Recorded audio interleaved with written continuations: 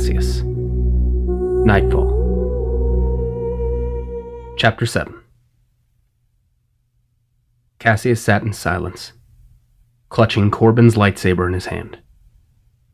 It was a pitiful substitute for having his friend back. The only thing that brought him any comfort was the thought of being back in Sarah's arms, comforting each other, not allowing the other to suffer alone. He'd soon be gone from this life, away with Sarah on a distant world, free from the stressful lives they lived. These thoughts gave him some relief as he took deep breaths. He wondered what they would do, how they would make a living, if they could make a living. The thought of children entered his mind. Would she want children? Did he? Imagine Cassius Urshan, a father, teaching his children about the Force and how to control it. Whatever plans they had would have to wait until he returned. He couldn't even fathom that he was thinking about thoughts of a happy future after everything that had just transpired. Any future he had with Sarah would be one forever tainted by the loss of his closest friend. Commander, we're approaching Coruscant. Cassius stood and walked over to the cockpit and sat down. How are you holding up? Not well. Once we get back, speak to Master Takai, and she can have you reassigned somewhere safe. Okay. You did good out there. I can't imagine what you're going through right now. Cassius closed his eyes. Corbin didn't die in darkness. That's what matters. Juro, I won't be around much longer. What do you mean? Well, it's hard to explain. I'm leaving the Order. Sarah and I are going away to start a new life. Sarah? I thought you Jedi weren't allowed to have attachments. If it weren't for attachment, Corbin wouldn't have saved me. Besides, it won't matter much what the code says once we're gone. If I don't see you again, you've been a great soldier. Juro smiled. It's been my highest honor, Cassius. I've met a few Jedi in my time as a soldier. If I had to serve under any of them, I'm glad it was you. R3 beeped wildly as the ship slowly descended into the atmosphere. The night sky filled with twinkling lights from the skyscrapers below. Cassius again felt the cold dread rush through his bones as he held onto his head. Are you okay? No. Something isn't right. The closer we get to the temple, the colder I feel. Is this some kind of Jedi thing? Cassius looked out of the viewport and saw the temple. It stood serene and proud. But something was different. Something told him if they tried to land, something bad would happen. Suddenly, R3 began beeping like wild. R3? R3 projected a transmission. In the hologram, Master Takai stood, looking extremely worried. Cassius, is Juro with you? Master, what's going on? Is Juro with you? He's flying us back to the temple. No. Cassius, the temple is under attack. Our clones have turned on us. We're being overrun. What? Master, stay where you are. I'm coming. No. Cassius, listen to me. Get away from Coruscant. Far away. Do you hear me? The transmission began to cut out and flicker. Do not return. Get out. The transmission ended as Juro and Cassius stared in shock. This can't be. No, my brothers would never turn on the Jedi. Cassius looked worryingly at Juro, keeping his hand on the hilt of his saber. Juro, look at me. Were you and the other clones given any orders to attack? No, sir. I don't know what's happening. We should turn around and get out. No.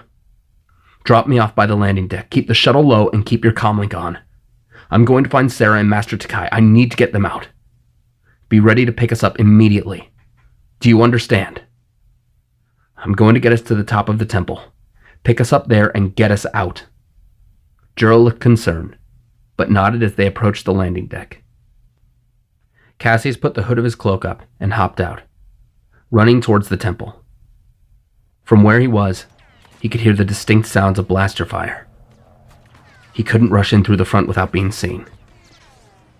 Then he remembered how Dravok had evaded capture after his attacks on the temple. There was a secret passage through the temple. It was located on the left side through a ventilation shaft. Running swiftly and quietly, he made his way to the left side wall of the temple, avoiding security lights and patrolling clones. Master Takai was right. The clones were hunting them down. What could have happened? Why were they doing this? Nothing about this made any sense whatsoever. Finding the vent cover, he removed it and crawled inside through narrow passageways, trying to sense his master's presence. She wasn't far. Crawling through, he stopped suddenly and looked down through a vent cover. From down below, he saw 3 clones gun down a fellow Jedi. He had to cover his mouth to keep from crying out in horror. He could hear cries of war and screams of terror as the Jedi he lived alongside for years were being shot down like wild game in a forest. His blood began to boil. After the clones had left, he continued moving. His master was close. 2 rooms ahead.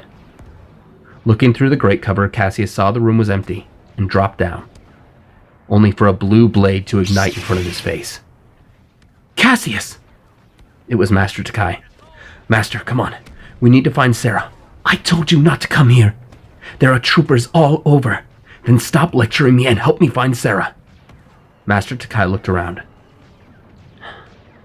Concentrate then. Sense her presence. Caseus closed his eyes and reached out. He could feel her. The upper levels by the outer terrace. I know where she is, Master. Come on. Caseus, listen carefully. Those clones out there are not your comrades. They cannot be reasoned with. Too many tonight have died trying. If it comes to it, you must be ready to do what you have to survive. You mean, kill them? I know, Caseus. But these are dire circumstances, and someone has given the order for these clones to attack us. And I have a good idea as to whom. Over this way. Check these quarters. We have to move. Now. Caseus and Master Takai peeked out of the room they were in. There were no clones in their direct line of sight, but they could hear them, not far away. Blaster fire echoed throughout the ancient halls, filling Caseus with fear. Be strong, Caseus. Go. Move. The 2 of them swiftly ran, hiding behind cover where they could, running past the training grounds to the turbo lift. She's upstairs. Come on. Over there. Look. Caseus and Master Takai turned around, seeing a squad of clones rushing towards them, opening fire. They deflected every shot back, hitting a few of them and knocking them down dead. More clones arrived, however, hearing the commotion. Soon there was a squad of 10, then 15. Caseus had run through deflection exercises with his master for years. Not like this. Not against living targets. And certainly not against their own comrades. It pained him. But he had to fight. Master Takai's form was perfect, but both she and Caseus wouldn't be able to hold out for long. The clones were not like the mindless hordes of battle droids they had fought hundreds of times. They were intelligent, calculating, and what's worse, they knew how the Jedi fought. The turbo lift arrived soon as the door opened. The turbo lift is here! Come on! They turned to rush inside when Master Takai was struck in the leg. Master! Caseus helped her up as they continued to deflect as many shots as they could. The amount of incoming clones was starting to overwhelm them. Master, we can do it! Come on! Master Takai looked at the clones and used the Force to pull a large stone pillar down, blocking their shots momentarily. Caseus, I can't walk. You need to go. Find Sarah and get away from Coruscant. No, I'm not leaving you to die. The clones had soon cleared their way around the pillar and aimed their weapons. Turning towards her student, Master Takai smiled with tears in her eyes, looking upon the boy she'd raised and trained, before shoving him into the turbo lift and shutting the door. Master, no! Goodbye, Caseus. Don't forget me, my child. The turbolift began to raise up into the upper levels as Caseus looked out the window, trying to break through the tempered glass, and saw his master's final stand before the clones overwhelmed her and the silvery blue blade flickered out. Caseus screamed and cried, "No, no, this had to be a dream, a nightmare." But it wasn't. His master was dead. He took a deep breath. He couldn't cry now. Not after she saved his life. The turbolift doors opened as two clones pointed their weapons. On your knees, Jedi traitor. Caseus was done being merciful. In seconds, he cut them down before rushing forward. Over there! Blast him! Another squad of clones arrived as Caseus rushed towards them, dashing from side to side, blocking every shot that came his way. He cut two of them down and stabbed another through his heart before slamming the ground, sending the rest of them flying back with a powerful repulse. The remaining three barely lifted their heads from the ground when Caseus sliced through each of them in a few quick strokes. His blood was boiling hot. His master died to the very troops she served alongside. And they killed her. They murdered her in cold blood. He wanted them dead. He wanted them to feel the pain that he felt. In his mind, though, a voice told him to calm himself, to keep moving forward to search for Sarah. Taking a deep breath, he continued onward. The corridors became more narrow as he made his way up a tall flight of stairs. He had to find Sarah. They had to escape. On the staircase lay the bodies of two young Padawans, and Cassius noticed something terrible. Their wounds. They weren't killed by blasters, but by a lightsaber. He knelt down. The faces of the young students were frozen in fear and pain. He wanted to help them, but they were beyond his help. He had to push on. Upon reaching the top of the stairs, he encountered the bodies of many clones cut down by a lightsaber. He ran through as the doors opened, and found even more bodies littering the floor. He continued on and burst through to the next room. The sight inside was terrible. At least 20 dead clones and Jedi lay strewn about the floor, and among them, a woman with raven black hair. Cassius' heart sank as he ran over and found Sarah's lifeless body lying next to her master's. Sarah! Sarah!